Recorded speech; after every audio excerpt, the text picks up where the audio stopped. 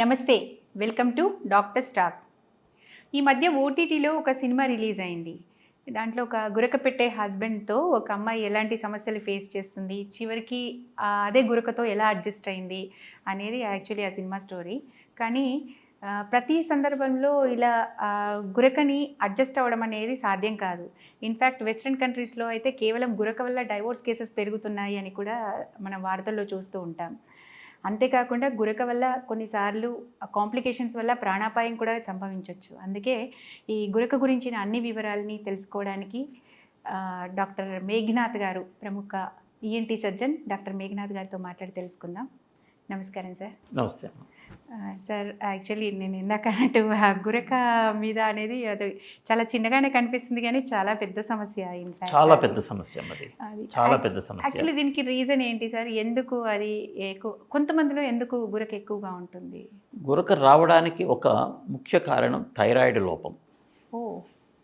And దీన్ని చాలా సింపుల్గా థైరాయిడ్ మెడిసిన్ రోజుకు రూపాయి ఉంటుంది ట్యాబ్లెట్ ఖరీదు, దాంతో మనం సరిచేయచ్చు. రెండవ కారణం ఊబకాయం.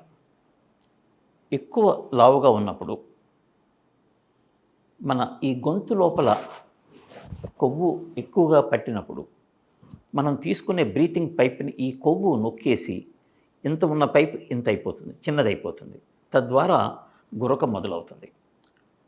ఈ రెండు కారణాలు చాలా సింపుల్గా మనం ట్రీట్ చేయొచ్చు.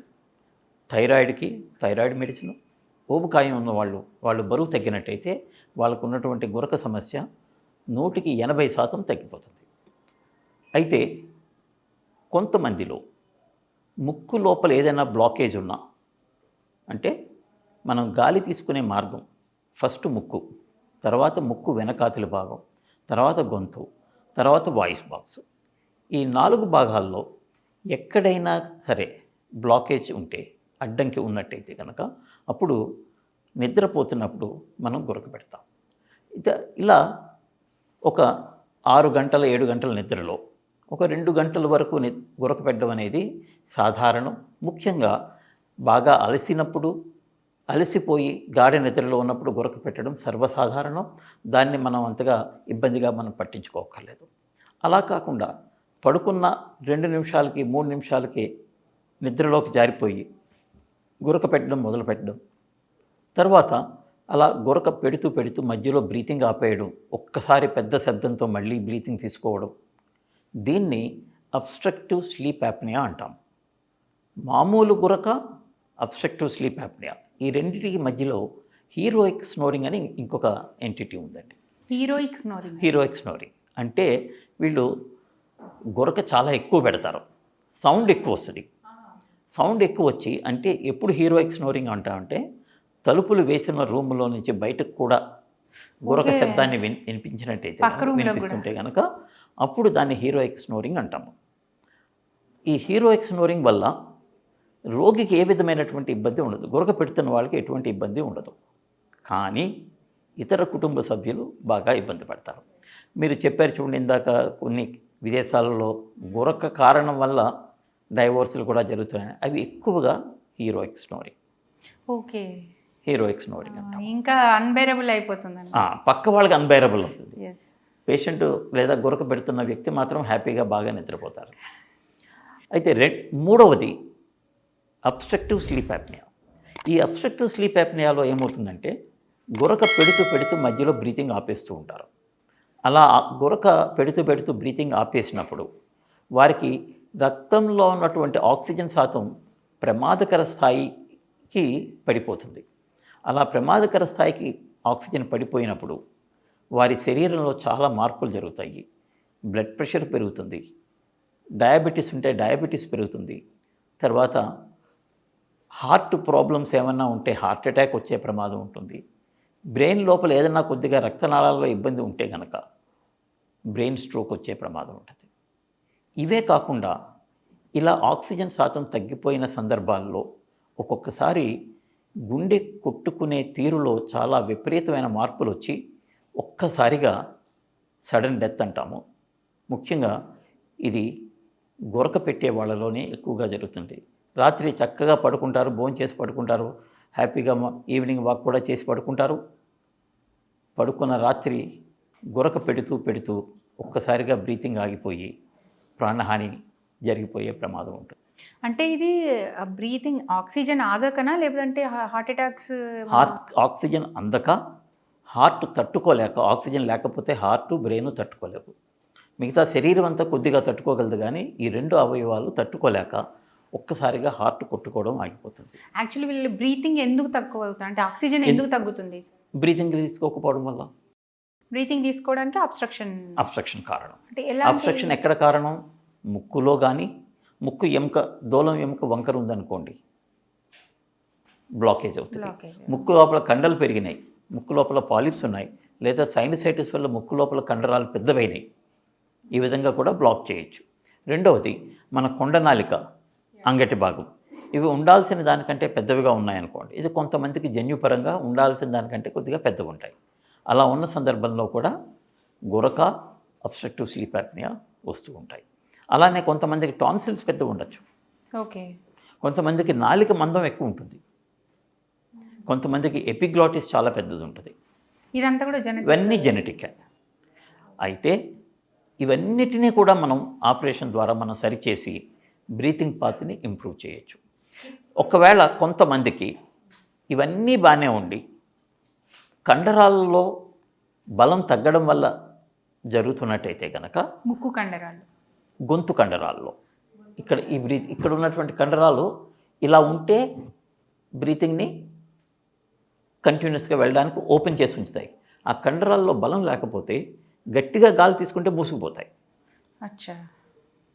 అటువంటి సందర్భాల్లో దానికి సంబంధించిన ఒక ఇంప్లాంట్ ఇక్కడ చెస్ట్లో పెట్టి దాని నుంచి నరానికి ఒక ఇంప్లాంట్ పెడతాం. తద్వారా కూడా దీన్ని సరిచేయచ్చు. అయితే ఈ విధానం మనకి ఇంకా ఇండియాలోకి అందుబాటులోకి రాలేదు. చాలా కొద్ది ప్లేసుల్లో ఎక్స్పెరిమెంటల్గా జరుగుతుంది, ఇంకా అప్రూవల్ రాలేదు, వస్తుంది కొద్ది రోజుల్లో. ఇవన్నిటికంటే కూడా ఫిజికల్గా బ్లాక్ ఉన్న ప్రతి పేషెంట్లోనూ కూడా మనం ఆపరేషన్ ద్వారా చేసి పూర్తిగా నయం చేయవచ్చు. సార్, ఇప్పుడు యాక్చువల్లీ ఇందాక నేను ఒక సినిమా గురించి ఉదాహరించాను. బట్ అందులో కొంతమందికి గురక అసలు దానికి సొల్యూషన్ లేదు, అంటే ఆ పర్టికులర్ పర్సన్ హీరో ఎవరైతే ఉంటారో వాళ్ళకి అసలు దానికి గురకకు సొల్యూషన్ లేదు, లైఫ్ లాంగ్ నువ్వు గురకతో ఇబ్బంది పడాల్సిందే అని డాక్టర్స్ చెప్తారు. అంటే సొల్యూషన్ లేదు అంటే అక్కడ కథకి ఎలా కావాలంటే అలాగా రైటర్ రాసుకుంటాడమ్మా. కథ రాసేవాడు డాక్టర్ కాదు, డాక్టర్ సలహా కూడా తీసుకుని ఉండకపోవచ్చు. అయితే అలాంటి సందర్భాలు చాలా రేర్, నేను ఇంతవరకు చూడలేదు. నేను ఈ కేసుని ఈ అబ్స్ట్రక్టివ్ స్లీప్ యాప్నియా నేను ట్రీట్ చేయలేను అని నేను ఇంతవరకు ఎవరిని పంపించేయలేదు in my 30 years of practice. ఎవరికైనా సరే సొల్యూషన్ అనేది అయితే కంపల్సరీ ఉంది. అంటే కొంతమందికి ఎవరికైనా రేర్గా ఫలానా వాళ్ళకి సూట్ కాదు ఈ సర్జరీ, గురకకి అది కాకపోతే ఇంకో సర్జరీ సూట్ అవుతుంది. రకరకాల అంటే ప్రాబ్లమ్ని మనం ఐడెంటిఫై చేస్తే కనుక దానికి డెఫినెట్గా దానికి సరైన వైద్యం మనం చేయొచ్చు. చెప్తున్నాను కదా, నా 30 ఏళ్ల సర్వీస్లో ఇంతవరకు ఏ పేషెంట్ని మీ గురకకి నేను ట్రీట్మెంట్ ఇవ్వలేను అని చెప్పి నేను ఎవరిని పంపించలేదు. మన దగ్గర ట్రీట్మెంట్ తీసుకున్న అందరూ కూడా చాలా హ్యాపీగా ఉన్నారు. ఓకే. యాక్చువల్లీ ఇప్పుడు గురక ఉన్నప్పుడు జనరల్గా స్టార్టింగ్ వాళ్ళకి తెలియదు ఏదో గురక పెడుతున్నారు, లేదంటే బాగా నిద్రపోతున్నారు, మంచి గాఢ నిద్రలో ఉన్నారు అని హ్యాపీగా ఫీల్ అవుతారు అని ఫీల్ అవుతారు. బట్ ఇక్కడ వీళ్ళకి బ్రీతింగ్ అందక ప్రాబ్లం అవుతుంది, ఈవెన్ పక్క వాళ్ళకి ఇబ్బంది అవుతుంది. సో కాబట్టి ఇది ఎప్పుడు ప్రాబ్లం అని వాళ్ళు ఐడెంటిఫై చేయాలి. వెరీ వెరీ గుడ్ క్వశ్చన్ అమ్మా, చాలా మంచి పాయింట్ ఇది. మామూలుగా చెప్పాను కదమ్మా, 6 గంటల నిద్రలో ఒక 2 గంటలు గురక పెట్టడం అనేది సర్వసాధారణం, ముఖ్యంగా అలసిపోయి పడుకున్నప్పుడు. ఓకే. అలా కాకుండా పడుకున్న 2-3 నిమిషాలు 5 నిమిషాల్లోనే నిద్రలోకి జారిపోయి గురక మొదలుపెట్టినట్టయితే అది జబ్బు. నెంబర్ 2, గురక పెడుతూ పెడుతూ మధ్యలో బ్రీతింగ్ ఆపేసి కొన్ని సెకండ్లు ఆపేసి గట్టి సౌండ్తో మళ్ళీ బ్రీతింగ్ తీసుకుని మొదలు పెట్టారనుకోండి, మళ్ళీ గురకలోకి జారిపోయారు, అది అబ్స్ట్రక్టివ్ స్లీప్ యాప్నియా లేదా అది జబ్బు గురక అని చెప్పుకోవచ్చు. 3వది, ఇలా మంచి 6 గంటలు 8 గంటలు పడుకుని ఉదయం లేచిన తర్వాత ఇంకా పడుకోవాలి అనిపిస్తుందండి. అంటే ఇంక నిద్ర పోయిన సాటిస్ఫాక్షన్ లేదు, ఇంకా పడుకోవాలి, లేదా పడుకుని లేచిన తర్వాత కూడా మళ్ళీ కాఫీ తాగుతూ నిద్రపోవడం, లేదా పేపర్ చదువుతూ నిద్రపోవడం, ఏదైనా పని చేస్తూ నిద్రలోకి జారిపోవడం తెలియకుండానే ఇలాంటివి జరుగుతుంటే కనుక ఇది జబ్బుకి సంబంధించిన గురక అని అనుమానించాలి. దీన్నే అబ్స్ట్రక్టివ్ స్లీప్ యాప్నియా అంటాము. అంటే స్లీప్ డిజార్డర్ బ్రీతింగ్ అని చిన్నపిల్లల్లో అంటాము, పెద్దవాళ్ళల్లో అబ్స్ట్రక్టివ్ స్లీప్ యాప్నియా అని అంటాము. అంటే ఇలాంటి వాళ్ళు రోజంతా డ్రౌజీగా ఉంటారు, రోజంతా డ్రౌజీగా ఉంటారు, ఏ పని చేయబుద్ధి కాదు, చేయాల్సిన పనులు డెసిషన్స్ తప్పు ఉంటాయి కూడాను, తప్పుడు డెసిషన్ తీసుకుంటారు, వ్యాపారంలో కానీ తర్వాత ఉద్యోగంలో కానీ ప్రతి పనిని పోస్ట్పోన్ చేస్తూ పోతారు. ఇవాళ చేయాల్సిన పద్ధతిలో ఇది అర్జెంట్ కాదుగా రేపు చేద్దాంలే, ఏది ఉత్సాహం ఉండదు. చదువుకునే వాళ్ళలో కూడా చదివింది మర్చిపోతూ ఉంటారు, జ్ఞాపక శక్తి తగ్గుతుంది, ఇవన్నీ ఇబ్బందులు ఉంటాయి. ముఖ్యంగా చిన్నపిల్లల్లో కూడా గురక సమస్య ఉంటుందండి, లేదని అనుకుంటారు. కానీ ఎవరికైతే టాన్సిల్స్, ఎడినాయిడ్స్ పెద్దవి ఉంటాయో వాళ్ళలో కూడా గురక సమస్య ఉంటుంది. అలా గురక పెడుతూ ఊపిరి ఆడక నిద్రలో వాళ్ళు అటు ఇటు తిరుగుతూ ఉంటారు మంచం మీద. కొంతమంది అయితే లేచి కూర్చొని నిద్రపోతుంటారు, ఎందుకంటే కూర్చుంటే కొద్దిగా గురక తగ్గుతుంది, శ్వాస అందుతుంది, శ్వాస బెటర్గా అందుతుంది, అందుకని కూర్చొని నిద్రపోతుంటారు. ఈ పిల్లల్లో వాళ్ళ స్కూల్ పెర్ఫార్మెన్స్ చూస్తే 2 ఏళ్ల క్రితం చాలా బాగా చదువుకునేవాడి, క్లాస్ ఫస్ట్ వచ్చేవాడు, ఇప్పుడేమో క్లాస్లో ఆఖరిలో ఉన్నాడు. గురక మొదలైంది, మెమరీ తగ్గిపోతుంది, స్కూల్ పెర్ఫార్మెన్స్ తగ్గిపోతుంది. ఇది తల్లిదండ్రులు చాలా జాగ్రత్తగా గమనించి దీనికి ట్రీట్మెంట్ చేసినట్టయితే బాబు చదువు బాగుంటుంది, తర్వాత కెరీర్ కూడా బాగుంటుంది. సార్, ఇప్పుడు స్ట్రక్చరల్గా ఏమైనా ప్రాబ్లం ఉన్నప్పుడు కూడా గురక రావచ్చు కదా, ఇప్పుడు మీరు చెప్పిన దాన్ని. అలాంటప్పుడు వాళ్ళు పుట్టినప్పటి నుంచి కూడా గురక సమస్య ఉండొచ్చు కదా, సడన్గా కొన్ని ఏళ్ల తర్వాత ఎందుకు మొదలవుతుంది? ఎస్, పుట్టినప్పుడు మన శరీరం చాలా చిన్నది, తర్వాత పెరుగుతుంది కదా. అయితే ఇక్కడ ఏమవుతుందంటే ఈ సమస్య ఉన్న వాళ్ళు జెనెటిక్గా ఈ మన శరీరంలో ముఖ్యంగా ఇక్కడికి సంబంధించిన భాగాలు పెరగడంలో ఇంబ్యాలెన్స్ ఉంటుంది. ఓకే, పుట్టినప్పుడు మన నోరు 2 సెంటీమీటర్లు ఉంటుంది, తర్వాత మన పెద్ద అయ్యేసరికి అది 14 సెంటీమీటర్లు అవుతుంది నాలిక. సో నాలిక మన వయసుతో పాటు పెరుగుతుంది, 16, 17 ఏళ్ళు, 18 ఏళ్ళ వరకు. ఆ తర్వాత ఆగిపోతుంది, పెరగడం ఆగిపోతుంది. కొంతమందిలో అది పెరుగుతూ పోతుంది. అప్పుడు ఏమైంది? 18 years. ఎస్, అలానే టాన్సిల్స్ పుట్టినప్పుడు చిన్నవే ఉంటాయి, అసలు ఉండవు టాన్సిల్స్, తర్వాత పెరుగుతాయి. అలాగే కొండనాలిక, ఎసిడిటీ ఉంది, ఎక్కువగా సైనస్ ఉంది, సైనస్ ఎక్కువగా ఉండడం వల్ల తరచూ గొంతు సవరించుకోవడం కొండనాలిక ఇబ్బంది అవుతుంది, దానికి పని ఎక్కువ ఉంటుంది, సో అది పెద్దదవుతుంది. ఒక సైనస్ ఒక ఇబ్బంది అయితే రెండో ఇబ్బంది గురక అవుతుంది. ఎందుకు అంటే కొండనాలిక పెద్దదవడం వల్ల. అంటే సైనస్ ఉన్న వాళ్ళలో గురక రావచ్చు. కొంతమందికి జన్మతః అంటే పుట్టుకతో జన్యుపరమైన కారణాల వల్ల ఎపిగ్లాటిస్ అనే ఒక అవయవం, మన వాయిస్ బాక్స్ అని ఒక మూతలాగా కప్పించే అవయవం ఉండాల్సిన దానికంటే పెద్దది ఉంటుంది. కొంతమందికి చిన్నది ఉంటుంది, కొంతమందికి పెద్దది ఉంటుంది. చిన్నది ఉంటే ఇబ్బంది ఏం లేదు, పెద్దది అయ్యేసరికి అది చాలా తేలిగ్గా మూతపడిపోయి దాంట్లో బలం తక్కువ ఉన్నప్పుడు మరింత ముఖ్యంగా అది గట్టిగా ఊపిరి తీసుకునేసరికి అది వాయిస్ బాక్స్ మూసుకుపోతుంది. సో వాళ్ళు గురక పెడతారు, ఊపిరి ఆగిపోతుంది, ఊపిరి ఆడదు. నెమ్మదిగా ఊపిరి తీసుకుంటే వస్తుంది, గట్టిగా తీసుకుంటే అయిపోతుంది. ఇప్పుడు పగలు అది చూసుకుంటూ తీసుకుంటారు, వాళ్ళు అలవాటు పడిపోతారు. అదే నిద్రలో ఈ నాలెడ్జ్ ఉండదు, అదే మామూలు పద్ధతిలో ఇన్వాలంటరీగా తీసుకుంటారు బ్రీతింగ్. అలా గట్టిగా బ్రీతింగ్ తీసుకునేసరికి ఎపిగ్లాటిస్ మూతపడిపోయి బ్రీతింగ్ ఆగిపోతూ ఉంటుంది. వీళ్ళు నోటితో కూడా గాలి పీల్చుకోవడం ఒక సిమ్టమా సార్? నోటితో గాలి పీల్చుకోవడం వల్ల గురక ఎక్కువ అవుతుంది. ఉన్న గురక ఎక్కువ అవుతుంది. ఎందుకంటే నోరు తెరిచినప్పుడు నాలుక వెనక్కి వెళ్తుంది, నాలుక వెనక్కి వెళ్ళేసరికి ఉన్న నాలుక మందం ఎక్కువ ఉంది, నోరు తెరిచారు, ఆ ఉన్న కొద్ది మార్గం మూసుకుపోతుంది, అంచేత గురక వస్తారు. అంటే ఒక రకంగా చెప్పాలంటే గాఢ నిద్రలో ఉండడం కాదు, వాళ్ళకి యాక్చువల్లీ నిద్ర సరిపోవట్లేదు అనుకోవాలి. కరెక్ట్గా నిద్ర సరిపోవట్లేదు. ఎందుకు సరిపోవట్లేదు? 6 గంటలు పడుకున్నా, 8 గంటలు పడుకున్నారు కదా, మరి ఎందుకు సరిపోవట్లేదు? దానికి రీజన్ ఏంటంటే, మామూలుగా మనకి కావలసిన నిద్ర ఏంటంటే మామూలు స్థాయిలో ఒక 4 గంటలు, గాఢ నిద్రలో ఒక 2 గంటలు పడుకుంటే మన శరీరానికి నిద్ర నుంచి కావలసినటువంటి ఉపశమనం లభిస్తుంది. అయితే ఈ అబ్స్ట్రక్టివ్ స్లీప్ యాప్నియా లేదా స్నోరింగ్ ఉన్న వాళ్ళలో మామూలు నిద్రే 8 గంటలు ఉంటుంది, గాఢ నిద్రలోకి అసలు వెళ్ళలేరు. ఎందుచేత గాఢ నిద్రలోకి వెళ్ళిన వెంటనే వారిలో యాప్నియాస్ వస్తాయి, అంటే బ్రీతింగ్ ఆగిపోతుంది, బ్రీతింగ్ పాత్ మూసుకుపోతుంది. బ్రీతింగ్ పాత్ మూసుకుపోయిన వెంటనే వాళ్ళకి ఊపిరాడదు. సో గాఢ నిద్ర నుంచి మామూలు స్థాయిలోకి వచ్చేస్తారు. మామూలు స్థాయిలోకి రాగానే, మామూలు నిద్రలోకి రాగానే మళ్ళీ బ్రీతింగ్ బెటర్ అవుతుంది. సో ఇలాగే నడుస్తూ ఉంటుంది. వాళ్ళు గాఢ నిద్రలోకి వెళ్తారు, బ్రీతింగ్ ఆగిపోతే మళ్ళీ మామూలు నిద్రలోకి వస్తారు, మళ్ళీ గాఢ నిద్రలోకి వెళ్తారు, మళ్ళీ ఆగిపోతుంది, మళ్ళీ మామూలు నిద్ర. మొత్తం రాత్రంతా గాఢ నిద్ర కోసం పరితపిస్తూ, గాఢ నిద్ర లేక 6 గంటలు పడుకున్నా 8 గంటలు పడుకున్నా ఏమీ ఉపయోగం ఉండదు. నిద్రలో మనకి కావలసినటువంటి ప్రశాంతత లేదా ఉపశమనం రావాలి అంటే కనీసం 1 గంట నుంచి 2 గంటలు గాఢ నిద్రలో పడుకోవాలి. దాన్నే మనం అంటుంటాము, మధ్యాహ్నం ఒక అరగంట పడుకుని లేదా 10 నిమిషాలు పడుకుని పవర్ న్యాప్ అంటాం. గాఢ నిద్రలోకి వెళ్ళిపోయి చాలా ప్రశాంతంగా చాలా హ్యాపీగా లేస్తాం.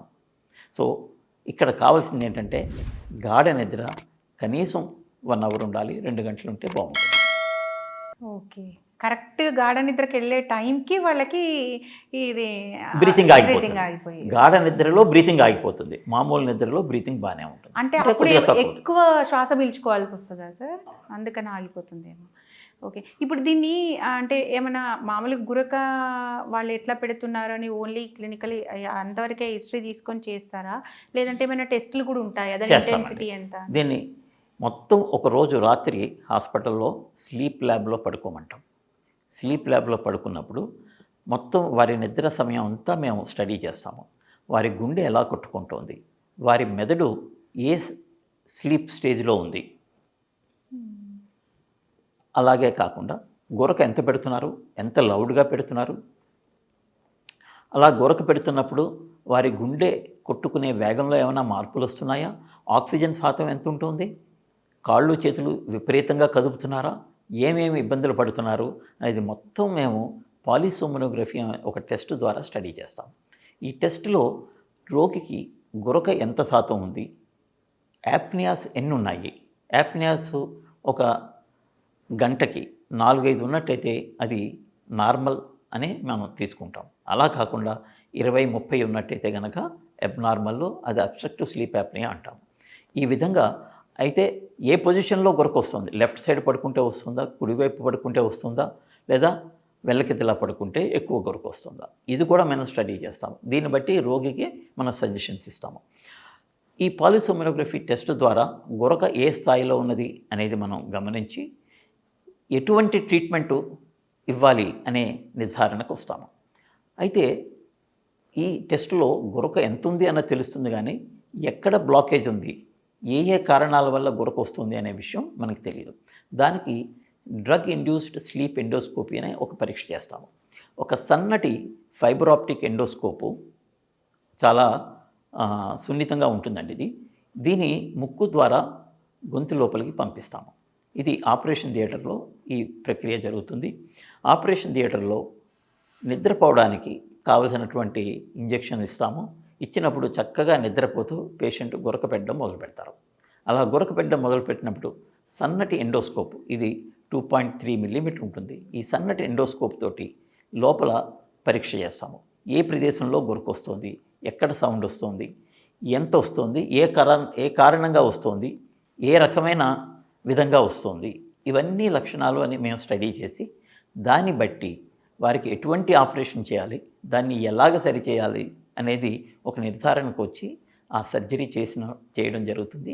ఈ విధంగా రోగికి మంచి ఉపశమనం లభిస్తుంది. కొంతమందికి ముక్కు లోపల ప్రాబ్లం ఉంటుంది, అప్పుడు ముక్కు ఆపరేషన్ చేయవలసి ఉంటుంది. కొంతమందికి ఒక్క నాలిక మందం వల్లే వస్తుంది. అటువంటి సందర్భంలో మేము ఎక్కువగా ఒక మెషిన్ ఉంటుంది, సిప్యాప్ లేదా బైప్యాప్ అంటాము. ఆ మెషిన్ ద్వారా బ్రీతింగ్ నిద్రపోతున్నప్పుడు ఆ మెషిన్ పెట్టుకుని దాని ద్వారా బ్రీతింగ్ తీసుకున్నప్పుడు గాఢ నిద్రలో ఉన్నప్పుడు ఎప్పుడైతే బ్రీతింగ్ పాత్ కొలాప్స్ అవుతుందో, మూసుకుపోతున్నప్పుడు ఈ మెషిన్ దాన్ని తెరిచి ఉంచేలా చేసి బ్రీతింగ్ అందేలా చేస్తుంది. ఇది చాలా సక్సెస్ఫుల్గా ఉంటుంది. కానీ కొంతమందికి ఈ మెషిన్ పెట్టుకోవడానికి ఇబ్బందిగా ఉన్న సందర్భంలో మేము ఆపరేషన్కి వెళ్ళమని సజెస్ట్ చేస్తాం. అయితే ముక్కు లోపల ఉన్న ప్రాబ్లం కానీ, ఎపిగ్లాటిస్లో ఉన్నటువంటి ప్రాబ్లం కానీ ఈ మెషిన్ ద్వారా సరిచేయలేము. ఇటువంటి రోగులకి మేము ఆపరేషనే సరైన ట్రీట్మెంట్ అని సజెషన్ ఇస్తాము. ఓకే, వాళ్ళకి మాత్రమే ఆపరేషన్, అందరికీ కూడా ఏం అవసరం ఉండదు. ముందు సిపాప్ కనుక ఓకే అయిపోతే ఏం ప్రాబ్లం ఉండదు, అవసరం లేదు. ఇక్కడ నాకు ఇంకొక డౌట్ ఏంటంటే సార్, ఇప్పుడు పెద్దవాళ్ళు, ఎక్కువ పెద్ద వయసు ఉన్న వాళ్ళు జనరల్గా గురక పెడుతుంటారు ఎక్కువ మంది. అంటే అది వాళ్ళలో కామనేనా, లేదంటే వాళ్ళకి కూడా ప్రాబ్లం ఉన్నట్టా? సేమ్ ఇందాక మనం చెప్పుకున్న క్రైటీరియా. గురక పెడుతూ బ్రీతింగ్ ఆపేస్తున్నట్టయితే కనుక అది జబ్బు. గురక రాత్రంతా పెట్టినా సరే బ్రీతింగ్ ఆపకపోయినా ఆక్సిజన్ శాతం, రక్తంలో ఆక్సిజన్ శాతం తగ్గకుండా ఉన్నట్టయితే కనుక వారికి ఏ విధమైనటువంటి హాని ఉండదు. అలానే కానీ సౌండ్ బాగా ఎక్కువ వచ్చి ఇతర కుటుంబ సభ్యులకు ఇబ్బంది కలుగుతున్నప్పుడు వారి ఆరోగ్యం దెబ్బతినకుండా వీరికి ట్రీట్మెంట్ ఇవ్వాల్సి ఉంటుంది. అది కూడా చాలా ఇంపార్టెంట్. కుటుంబ సభ్యుల ఆరోగ్యం కూడా ఇంపార్టెంట్. ఇప్పుడు ఇందాక మీరు చెప్పినట్టు డైవోర్స్కి కారణాలు భార్య నుంచి, అంతేకాదు మిగతా తల్లి తండ్రి కూడా, పక్క రూమ్లో పడుకున్న వాళ్ళకు కూడా గురక అనిపించి వాళ్ళ నిద్ర లేకపోతే వాళ్ళ ఆరోగ్యం పాడవుతుంది. మనకి మినిమం 6 గంటల నిద్ర కావాలి. 6 గంటల నిద్రలో కనీసం 1 గంట నుంచి గంటన్నర గాఢ నిద్ర ఉండాలి. అలా గాఢ నిద్ర లేకపోతే 8 గంటలు పడుకున్నా వేస్ట్. ఇది మన మర్నాడు ఉదయం మన ఆరోగ్యం బాగుండాలి, మన శరీరం బాగా ఉండాలి అంటే గాఢ నిద్ర కనీసం గంట సేపు ఉండాలి. నాకు ఆ పర్టికులర్ టైం ఏమన్నా ఉంటుందా సార్, ఈ టైం నుంచి ఈ టైం వరకు అట్లేం లేదు? అయితే ఒకటి స్లీప్ సైకిల్ అని రిథమ్ అనేది ఒక్కొక్కరికి ఒక్కలా ఉంటుంది. అంటే కొంతమందికి సాయంత్రం 9ంటికి, రాత్రి 9ంటికి పడుకుని ఉదయం 6ంటికి లేవడం హ్యాపీగా అనిపిస్తుంది, 5ంటికి కూడా లేవడానికి హ్యాపీగానే ఉంటుంది. కొంతమంది రాత్రి 2ంటి దాకా పని చేయగలరు కానీ ఉదయం 8ంటికి లేవలేరు. ఇంకా వాళ్ళ దాన్ని బట్టి ఒక బాడీ సైకిల్ అనమాట, వాళ్ళకి ఎట్లా అలవాటు అవుతారు. ఇప్పుడు సార్ ఈ గురకకి మనం ఇన్ టైంలో ట్రీట్మెంట్ తీసుకోకపోతే ఎలాంటి కాంప్లికేషన్స్ వస్తాయి? ఆ లిస్ట్ అంతా చెప్తే మన ప్రేక్షకుల్ని భయపెట్టినట్టుగా ఉంటుంది. కానీ మీరు క్వశ్చన్ అడిగారు కాబట్టి నాకు చెప్పక తప్పదు. గురక వల్ల ఫస్ట్ సింపుల్ కాంప్లికేషన్ అనుకుంటే ఒకటి మెమరీ తగ్గుతుంది. రెండవది ముఖ్యంగా చిన్నపిల్లల్లో నేర్చుకునే శక్తి తగ్గిపోతుంది. స్కూల్ పెర్ఫార్మెన్స్ తగ్గుతుంది. తర్వాత హార్ట్ లోపల ప్రాబ్లమ్స్ ఏర్పడతాయి, లంగ్స్ లోపల ప్రాబ్లమ్స్ ఏర్పడతాయి, ఛాతీ లోపల బోన్స్ లోపల ప్రాబ్లమ్స్ ఏర్పడతాయి చిన్నపిల్లల్లో. అదే పెద్దవాళ్ళలో అయితే ఈ గురక సమస్య వల్ల గుండె, మెదడు ఈ రెండింటి మీద చాలా తీవ్ర ప్రభావం పడుతుంది.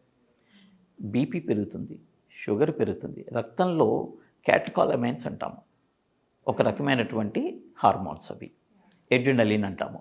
అంటే గుండె వేగాన్ని పెంచేటువంటి, బ్లడ్ ప్రెషర్ని పెంచేటువంటి హార్మోన్స్ ఎక్కువ రిలీజ్ అవుతాయి.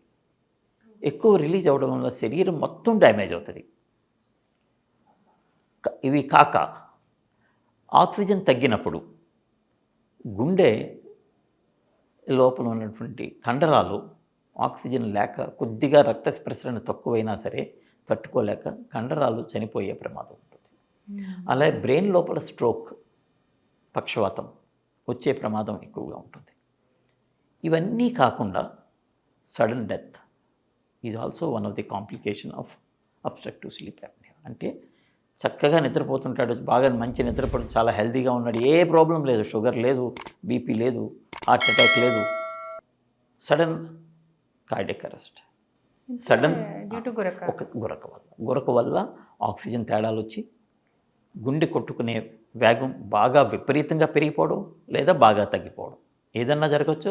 ఏది జరిగినా సరే సడన్ డెత్కి దారితీస్తుంది. ఇది అంటే ఆడవాళ్ళలో ఎక్కువ, మగవాళ్ళలో తక్కువ అట్లా ఏమైనా ఉంటుందా సార్? అంటే మన ఇండియాలో మగవాళ్ళలో ఎక్కువగా ఉంది, కానీ విదేశాల్లో చూస్తే ఆడవాళ్ళలో మగవాళ్ళలో రెండిట్లోనూ కూడా కామన్ ఈక్వల్గానే ఉంటుంది. అంటే అట్లా ఏమన్నా జెండర్కి రిలేషన్ కాదు, మన ఆహారపు అలవాట్లు కొంత రీజన్. మనం తీసుకునే మగవాళ్ళు ముఖ్యంగా ఈ ఆల్కహాల్ తీసుకుని, ఆల్కహాల్తో పాటు నాన్ వెజ్ తీసుకుని, ఎక్కువ ఆయిలీ ఫుడ్స్ తీసుకున్నప్పుడు వెయిట్ పెరగడం వల్ల ఒక రీజన్. ఈ రీజన్ ఆడవాళ్ళలో లేదు కాబట్టి, తక్కువ కాబట్టి ఆడవాళ్ళలో కొద్దిగా తక్కువ. స్మోకింగ్ వల్ల కూడా రావచ్చు. స్మోకింగ్ కూడా ఎక్కువ అవుతుంది, గురక వల్ల వచ్చే ప్రమాదం ఎక్కువ అవుతుంది స్మోకింగ్ ఉన్న వాళ్ళలో. రిస్క్ పెరుగుతుంది, కాంప్లికేషన్స్ రిస్క్ పెరుగుతుంది దానివల్ల. సో ఇప్పుడు ఎట్ ప్రజెంట్ ఓకే మీరు ఒకటి సిపాప్ మెషిన్ ద్వారా ఇది అది హ్యాండిల్ చేయడం ఒకటి చెప్పారు, అవసరమైతే సర్జరీ. ఈ సర్జరీస్లో కూడా ఏమన్నా అంటే కొత్త టెక్నిక్స్ వచ్చాయా సార్ ఇప్పుడు? చాలా రకరకాల టెక్నిక్స్ ఉన్నాయమ్మా. అన్నిటికంటే ఈజీగా లేదా మంచి రిజల్ట్ వచ్చేది ఏంటంటే ఎక్స్పాన్షన్ స్ఫింక్టర్ ఫెరింగోప్లాస్టీ అంటాము. నోస్ లోపలైతే సెప్టోప్లాస్టీ, టర్బినేట్ రిడక్షన్, టర్బినోప్లాస్టీ అంటాము. అలాగే ఏ జబ్బు ఉంటే దానికి సరి చేసుకోవాలి. సైనస్ ఉంటే సైనస్ ఆపరేషన్. నోటి లోపల కొండ నాలికని పెద్దదైతే దాన్ని చిన్నది చేస్తాం. ఎపిగ్లాటిస్ పెద్దదైతే దాన్ని చిన్నది చేస్తాం. ఇక్కడ టెక్నాలజీ కంటే ముఖ్యం ఏంటంటే ఏ కారణం వల్ల గురకొస్తుంది అన్న కారణాన్ని ఐడెంటిఫై చేసి దాన్ని సరిచేయడం వల్ల మంచి ఫలితాలు సాధిస్తాం. ఇక ఇంకొక డౌట్ వచ్చిందంటే, ఇప్పుడు మామూలుగా జలుబు చేసినప్పుడు కొంచెం ఊపిరి తీసుకోవడం కష్టం అవుతుంది కదా సార్, వాళ్ళలో కూడా గురక వస్తుంది. అయితే జనరల్గా గురక ప్రాబ్లం ఉన్న వాళ్ళకి జలుబు అయింది అనుకోండి, మరింత ఎక్కువ అవుతుంది. అప్పుడు అది అంటే అంతవరకు వాళ్ళు ఐడెంటిఫై చేయలేదనుకోండి వాళ్ళకి ఆ ప్రాబ్లం ఉందని, అప్పుడు వాళ్ళు ఎట్లా దాన్ని కన్సిడర్ చేయాలి? అంటే అది జలుబు వల్ల గురక అని వదిలేసే ప్రమాదం ఉంది కదా, అప్పుడు కూడా మీరు చెప్పినట్టు సేమ్ అవే సిమ్టమ్స్ సిమ్టమ్స్ మీరు చెప్పింది చాలా మంచి పాయింట్ అమ్మా. ఇప్పుడు కొంతమంది వస్తుంటారు మాకు, అమ్మ జలుబు వచ్చినప్పుడే నాకు ఈ ఇబ్బందులన్నీ ఉంటాయండి, లేనప్పుడు బాగానే ఉంటుంది. వెరీ సింపుల్, జలుబుని ట్రీట్ చేయడం. జలుబు ఎందుకు వస్తుంది తరచూ? Sinusitis, allergy. ఈ రెండింటిని ట్రీట్ చేస్తే ప్రాబ్లం సాల్వ్ అయిపోతుంది. ఇది ఒక విధంగా చాలా సింపుల్ ప్రాబ్లం. కానీ అది చాలా అసలు కన్ఫ్యూజింగ్. అంటే డాక్టర్ దాన్ని పట్టుకోవాలి, రోగి కూడా దానికి సంబంధించిన హిస్టరీ ఇవ్వాల్సి ఉంటుంది. ఇప్పుడు ఇంకొకటి స్ట్రక్చరల్ ప్రాబ్లమ్స్ వల్ల గురక వస్తుంది అన్నప్పుడు ఇది ఏమన్నా జెనెటికల్ ప్రీడిస్పోజిషన్ ఏమన్నా ఉంటుందా? అంటే జన్యుపరమైన కారణాలు? జన్యుపరమైన కారణాలే కానీ ఫ్యామిలీలో అంటే తల్లి తండ్రి గురక ఉంటే పిల్లలకు వస్తుంది అలా ఏమీ లేదు. అలా ఏం కాదు ఇన్హెరిట్. కానీ జన్యుపరమైన కారణాలు కొంత ఎఫెక్ట్ ఉంటుంది. మన ఆహారపు అలవాట్లు ఇంకొంత ఎఫెక్ట్, మన ఊబకాయం ఇంకొక రీజన్. అంటే ఇప్పుడు దీన్ని ప్రివెంట్ చేయడానికి కూడా మనం కొంత ప్రికాషన్స్ తీసుకుంటే కొంతవరకు డెఫినెట్గా తప్పకుండా. సో వెయిట్ పెరగకుండా ఉండాలి, సరైన వ్యాయామం చేయాలి. ఇవి కాకుండా జన్యుపరమైన కారణాల వల్ల గురక వస్తుంటే దానికి మనం ఏం చేయలేము, దానికి ఆపరేషన్ కరెక్షన్ చేసుకోవాల్సింది. లేదంటే ఓవరాల్గా అంటే ఎలాంటి లైఫ్ స్టైల్ ఉండాలి మీ సజెషన్? సరైన లైఫ్ స్టైల్ అంటే ఫుడ్ విషయంలో కానీ? ఫుడ్ విషయంలో లిమిటెడ్గా తినాలమ్మా, మనకు ఎంత కావాలో అంత తినాలి, మన వెయిట్ పెరగకుండా చూసుకోవాలి. అది ఎప్పుడు మోర్ ఇంపార్టెంట్. నేనైతే నా పేషెంట్స్ అందరికీ నేను ఒక సలహా ఇస్తానమ్మా, మీరు నెలకు ఒకసారి వెయిట్ చెక్ చేసుకోండి. 1/2 kg పెరిగినా సరే నెక్స్ట్ మంత్ 1/2 kg తగ్గిపోవాల్సిందే. ఎవ్రీ మంత్ వెయిట్ చెక్ చేసుకోమని చెప్తాను నా పేషెంట్స్ అందరినీ. వచ్చిన ప్రతిసారి వెయిట్ చెక్ చేసుకోండి, పెరిగితే ఏం చేయాలో నన్ను అడగండి, నేను సలహా ఇస్తాను, అది పాటించాలి. Very simple diet. సో దానివల్ల ఇటు గురక ప్రాబ్లం కూడా అగ్రివేట్ కాకుండా మనం ప్రివెంట్ చేయొచ్చు. ఈవెన్ స్ట్రక్చరల్ ప్రాబ్లం ఉన్నా కూడా ఇమీడియట్గా అగ్రివేట్ కాకుండా చేయొచ్చు కదా. Structural problem for example epiglottis పెద్దది ఉంది, మిగతావన్నీ బాగానే ఉంటే కొద్దిగా తక్కువ ఉంటుంది గురక. దానికి తోడు నాలిక మందం పెరిగింది, ఫ్యాట్ శరీరంలో ఫ్యాట్ పెరిగింది, మెడలో ఫ్యాట్ పెరిగింది, అప్పుడు ఇంకా ఒక ప్రాబ్లం వేరు, 3 ప్రాబ్లమ్స్ ఉండడం వేరు. అప్పుడు 3 కరెక్ట్ చేయాల్సి వస్తుంది. 3 కరెక్ట్ చేయాల్సిందే. ఓకే. ఇప్పుడు మీరు ఒకటి అన్నారు సార్, ఇక్కడ ఒకటి పెడతారని, అదే వాయిస్ దగ్గర, దానికి అది కొంచెం దాని గురించి చెప్పరా సార్? ఇంకా మన దగ్గర రాలేదు. అవునమ్మా, హైపోగ్లాసల్ నెర్వ్ని స్టిమ్యులేషన్ పేస్ మేకర్ లాగా. ఓకే, అంటే నర్వ్ స్టిమ్యులేట్ చేస్తే అక్కడ కండరాలు ఓపెన్ అవుతాయి అన్నమాట. తద్వారా బ్రీతింగ్ బాగుంటుంది, కండరాలు స్ట్రాంగ్ అవుతాయి కాబట్టి అక్కడ బ్రీతింగ్ కెపాసిటీ అనేది పెరుగుతుంది. సో అంటే ఓవరాల్గా మనం లైఫ్ స్టైల్ బాగా పాటించాలి, అంటే డైట్, మంచి డైట్, కరెక్ట్ డైట్ తీసుకొని బరువు పెరగకుండా ఉంటేనే ఆల్మోస్ట్ మనం గురక నుంచి రాకుండా ఒక కారణం నుంచి మనం అట్లీస్ట్ ఒక కారణం నుంచి. ఇంకా మనకి జెనెటికల్గా వచ్చిన స్ట్రక్చరల్ ఎఫెక్ట్స్ అయితే నిర్మాణ లోపాలు ఏమైనా ఉంటే కనుక ఆపరేషన్ ద్వారా సరి చేసుకోవాలి.